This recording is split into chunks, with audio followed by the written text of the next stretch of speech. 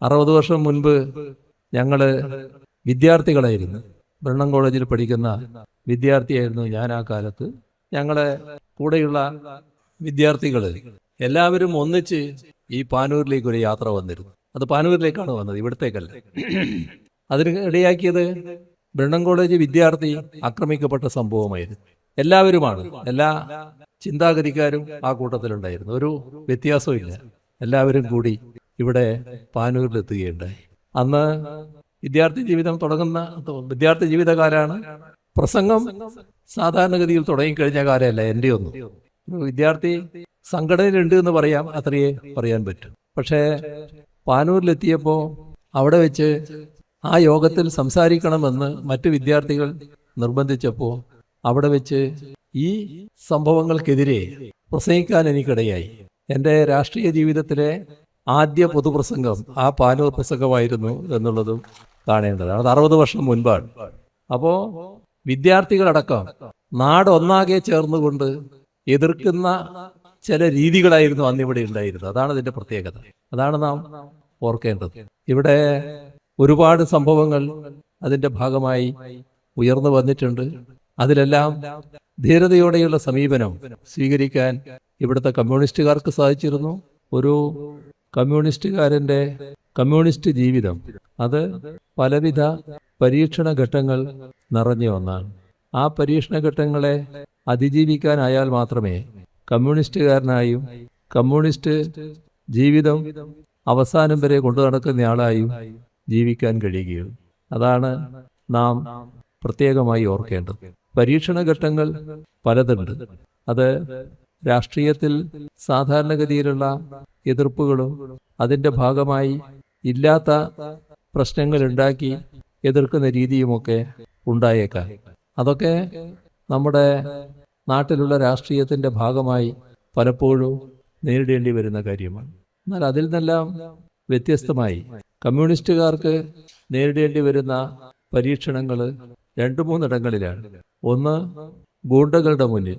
ആ ഗൂണ്ടകളുടെ മുന്നിൽ പരീക്ഷിക്കപ്പെടുന്ന ജീവിതമായി ചിലപ്പോൾ കമ്മ്യൂണിസ്റ്റുകാരുടെ ജീവിതം മാറിയെന്ന് വരും.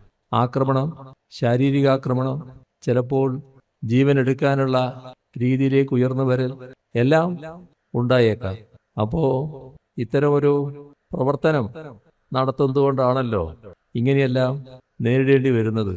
അതിനെ രാഷ്ട്രീയമായി പൂർണ്ണമായി ഉൾക്കൊണ്ടുകൊണ്ട് നേരിടാൻ കഴിഞ്ഞില്ലെങ്കിൽ ആ ഘട്ടം അതിജീവിക്കാൻ പറ്റിയില്ല എന്ന് വരും. ദുർബലമായി പോയാൽ, ദൗർബല്യം കാണിക്കാൻ തയ്യാറായാൽ, ഒരു കീഴടങ്ങൽ രീതിയിലേക്ക് മാറിപ്പോയാൽ പിന്നെ അതേവരെ തുടർന്ന ജീവിതം തുടരാൻ കഴിയാത്ത, രാഷ്ട്രീയ ജീവിതം തുടരാൻ കഴിയാത്ത അവസ്ഥയിലേക്ക് അയാൾ മാറും.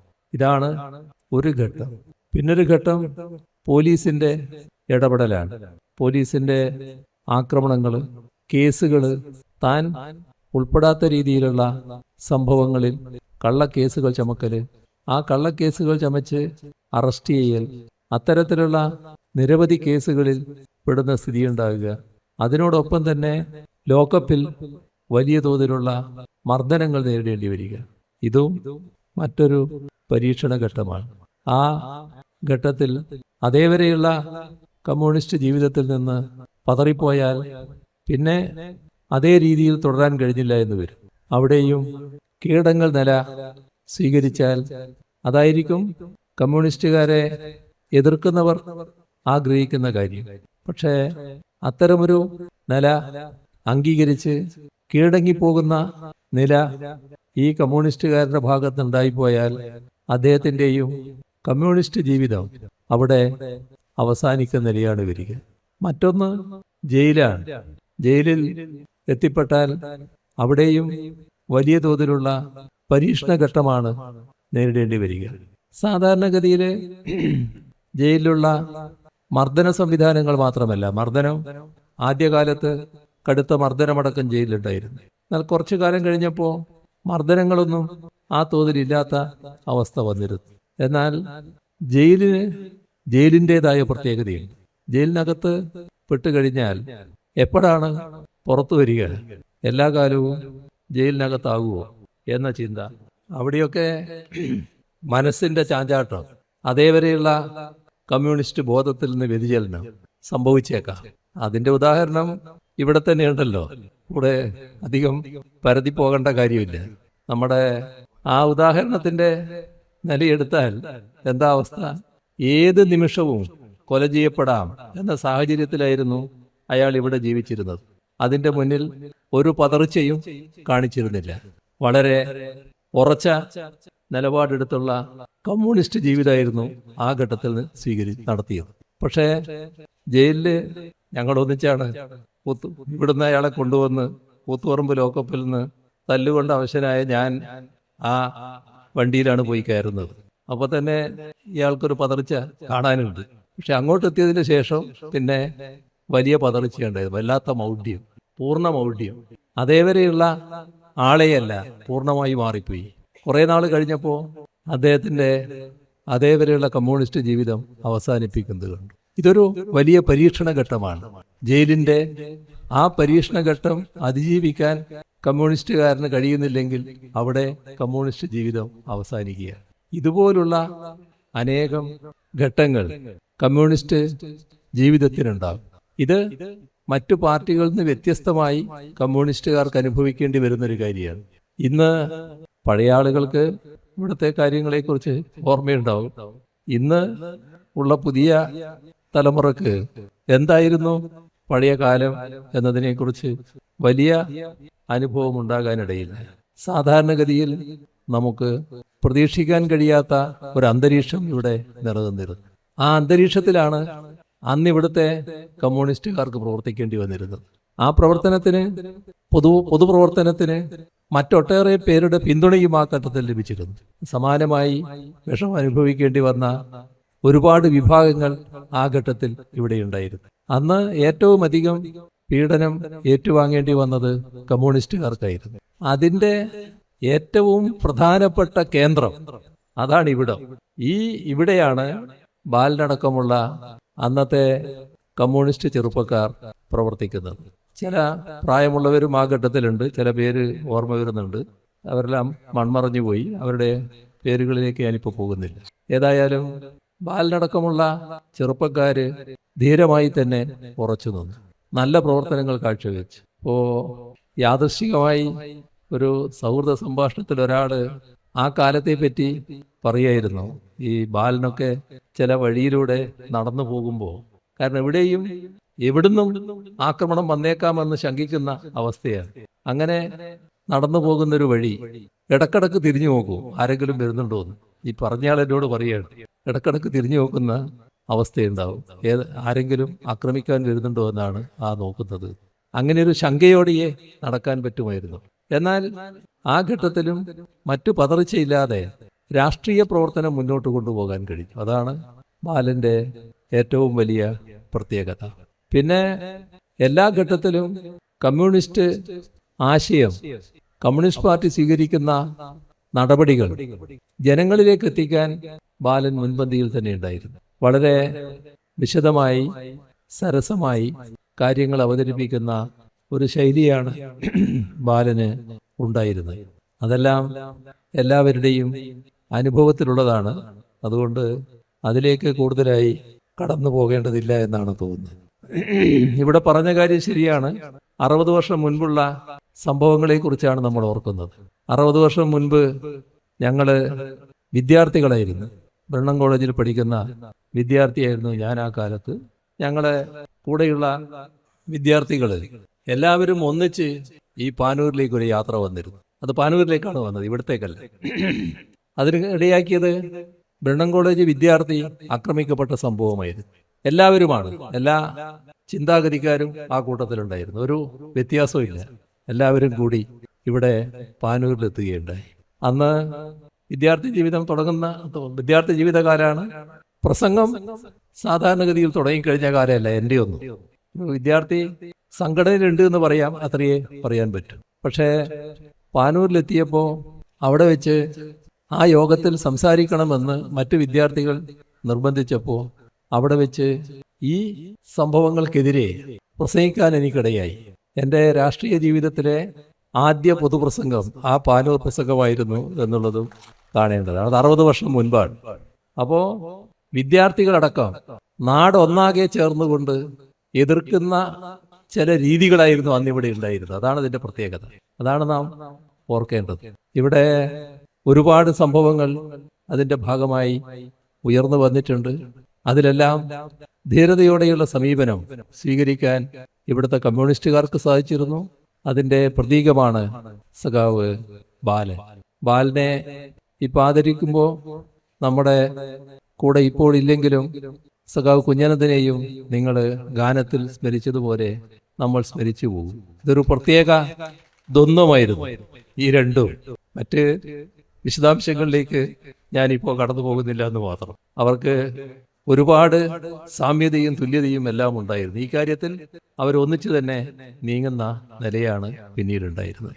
ഇവിടെ ബാലന്റെ ജീവിതത്തിൽ നല്ല രീതിയിൽ പൊതുപ്രവർത്തകൻ എന്ന നിലക്ക് അഭിമാനിക്കാവുന്ന ഒട്ടേറെ സംഭാവനകൾ അദ്ദേഹം നൽകിയിട്ടുണ്ട്. അതിലേറ്റവും പ്രധാനം നമ്മുടെ നാട്ടിൽ വളർന്നു വരുന്ന വർഗീയതയ്ക്കെതിരെയുള്ള ഉറച്ച നിലപാടാണ്. ചില വർഗീയ ശക്തികൾ ഈ ആദ്യഘട്ടം കഴിഞ്ഞതിന് ശേഷം ഇവിടുത്തെ പ്രത്യേകതയും എടുത്തു പരിശോധിച്ചാൽ അങ്ങനെ ചില വഴിത്തിരിവുകൾ കാണാൻ നമുക്ക് സാധിക്കും. അതിന്റെ ഭാഗമായി വർഗീയ ശക്തികൾ ചിലയിടങ്ങളിൽ ശക്തിപ്പെടുന്ന സ്ഥിതി വന്നു. ആ വർഗീയ ശക്തികൾക്കെതിരെ ഉറച്ച നിലപാട് ബാലൻ സ്വീകരിച്ചിരുന്നു. ഇവിടെ സ്വാഗത പ്രസംഗത്തിൽ പറയുന്നതായി കണ്ടു, 2 പ്രാസംഗികന്മാര് പരസ്യമായിട്ട് ഏറ്റുമുട്ടലുണ്ടായിരുന്നു. അതില് ഒരാളിപ്പോ ഇവിടെ യോഗത്തിൽ സംസാരിക്കുന്നുണ്ട്. ഈ 2ന്റെ ഭാഗമായിരുന്നു അവരന്ന്. അതിന്റെ ഭാഗമാണ്. ഇപ്പൊ ഏറ്റുമുട്ടലല്ല, അന്ന് 2ന്റെ ഭാഗമായിട്ടാണ്. എന്നാൽ ബാലൻ തീക്ഷ്ണമായി തന്നെ അന്ന് ആ വർഗീയ ശക്തികൾക്കെതിരെ ഉറച്ച നിലപാട് സ്വീകരിച്ചു. മതനിരപേക്ഷത നമ്മുടെ നാട്ടിൽ പുലരണം എന്നതിൽ അദ്ദേഹത്തിനൊരു സംശയം ഉണ്ടായിരുന്നില്ല. കമ്മ്യൂണിസ്റ്റ് പാർട്ടിയുടെ നിലപാട് തന്നെ അത് നല്ല ആശയ വ്യക്തതയോടെ ജനങ്ങളിലേക്ക് അവതരിപ്പിക്കാൻ കഴിഞ്ഞിരുന്നു. അതോടൊപ്പം വർഗീയ ശക്തികൾ ചില വിഭാഗങ്ങളെ ഭയപ്പെടുത്തുക, അവരെ സമ്മർദ്ദത്തിലാക്കുക, ഇവരാഗ്രഹിക്കുന്ന കാര്യങ്ങൾ അതിലൂടെ നേടിയെടുക്കുക, അത്തരം ചില ഘട്ടങ്ങൾ വന്നപ്പോൾ അത്തരം പ്രദേശങ്ങളിൽ ശക്തമായ നിലപാട് സ്വീകരിച്ചുകൊണ്ട് പ്രതിരോധിക്കാനും ന്യൂനപക്ഷത്തോടൊപ്പം അണിചേരാനും ന്യൂനപക്ഷ സംരക്ഷണത്തിനു വേണ്ടി ശക്തമായി നിലകൊള്ളാനും സഖാവ് ബാലന് കഴിഞ്ഞിരുന്നു. ഇവിടുത്തെ പാർട്ടിക്ക് കഴിഞ്ഞിരുന്നു. അതിന്റെ മുൻപന്തിയിൽ സഖാവ് ബാലനുണ്ടായിരുന്നു. ഇത് എല്ലാ ഘട്ടത്തിലും സ്വീകരിക്കുന്ന നിലപാട് തന്നെയാണ്. കാരണം ന്യൂനപക്ഷത്തെ പ്രത്യേകമായി ഭയപ്പെടുത്തുക എന്ന ഉദ്ദേശത്തോടെ നേരത്തെ തന്നെ നീങ്ങിയൊരു പ്രദേശമാണിത്. അവിടെയാണ് കൃത്യമായ നിലപാട് സ്വീകരിച്ചുകൊണ്ട് ബാലനും സഖാക്കൾക്കും ഇവിടെ പ്രവർത്തിക്കാൻ കഴിഞ്ഞിരുന്നത്.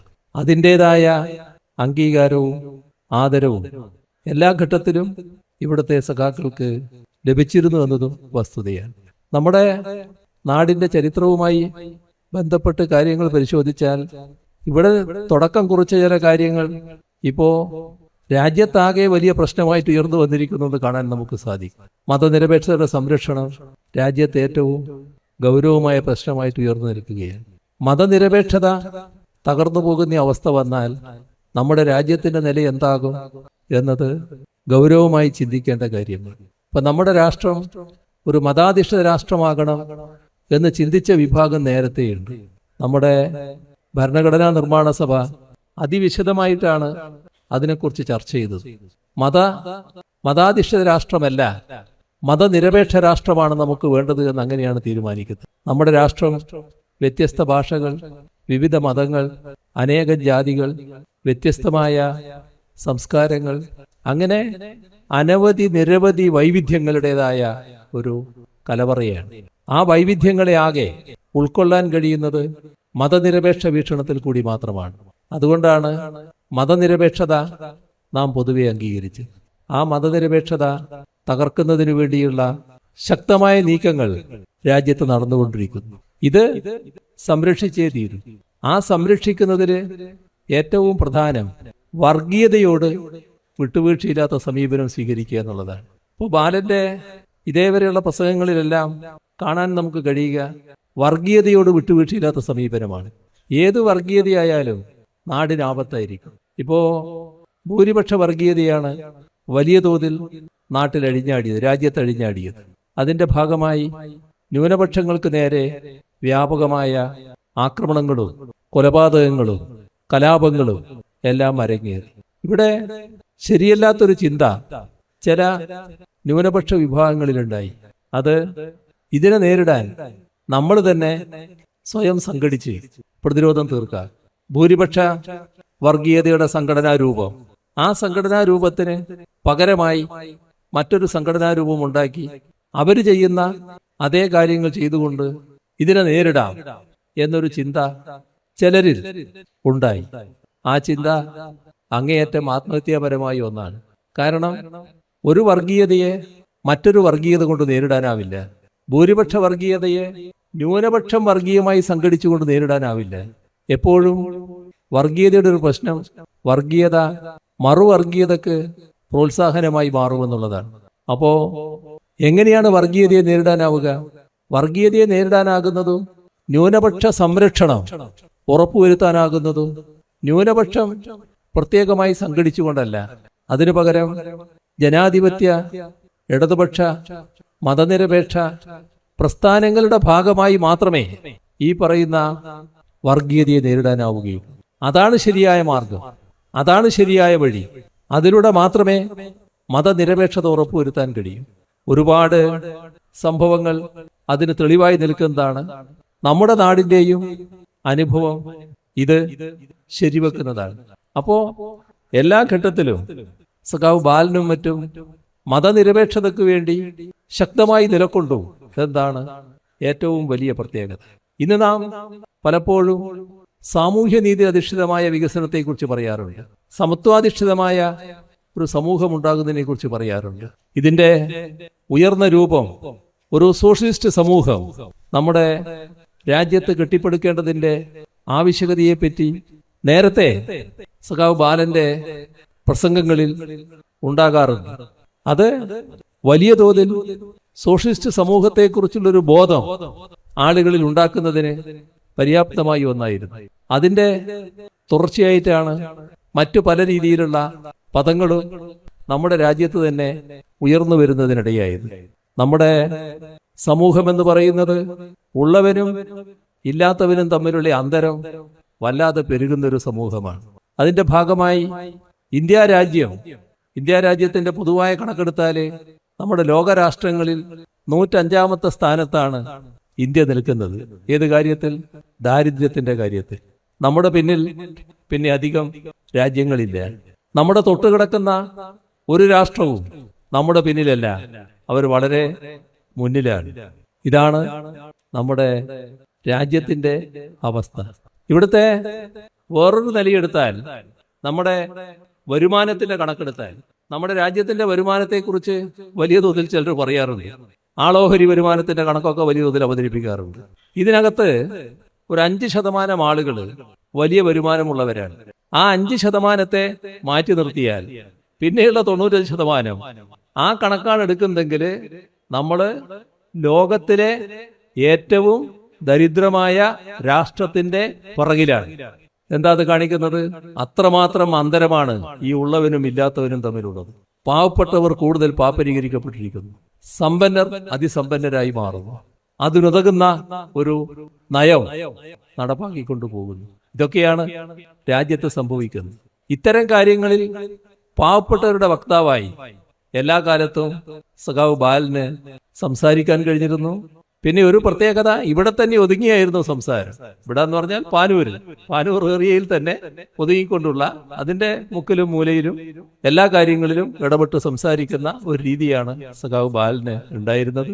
അതുകൊണ്ട് തന്നെയാണ് ബാലൻ എല്ലാവരുടെയും മനസ്സിൽ സ്ഥാനം പിടിച്ചത്. ഉത്തമനായ കമ്മ്യൂണിസ്റ്റായി അദ്ദേഹത്തിന് ഇതേവരെ പ്രവർത്തിക്കാൻ കഴിഞ്ഞു. ഇനിയുള്ള ജീവിതകാലവും മാതൃകാപരമായി അദ്ദേഹത്തിന് പ്രവർത്തിക്കാൻ കഴിയട്ടെ, ധന്യമായ കമ്മ്യൂണിസ്റ്റ് ജീവിതം തുടരാൻ കഴിയട്ടെ എന്ന് ആശംസിച്ചുകൊണ്ട് അവസാനിപ്പിക്കുന്നു. നിങ്ങൾക്ക് എൻ്റെ അഭിവാദ്യം.